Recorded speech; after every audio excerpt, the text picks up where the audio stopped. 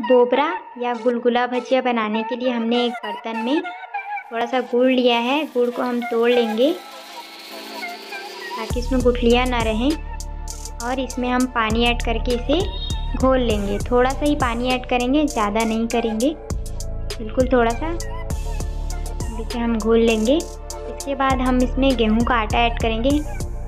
थोड़ा थोड़ा करके हम आटा को ऐड करेंगे इसमें, ताकि ज़्यादा ना हो जाए। अब इसे हमें मिक्स कर लेना है। इसे हमें थोड़ा सा फेंट लेना है ताकि जो भजिए होंगे वो जालीदार बने और फूले फूले बने, उसके लिए। अब हम तेल गरम करेंगे और चम्मच की सहायता से इसे डाल लेंगे। इसे हाथों से भी डाल सकते हैं।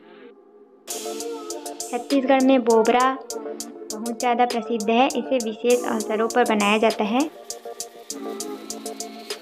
देखिए फूल चुका है। ऐसे ही हम एक एक करके सभी को बना लेंगे। आप हमारे चैनल में नए हैं तो हमारे चैनल CG24 को ज़रूर सब्सक्राइब कीजिए। हमारी इंस्टा आईडी है छत्तीसगढ़ का जायका, उसमें आप हमें ज़रूर फॉलो कीजिए।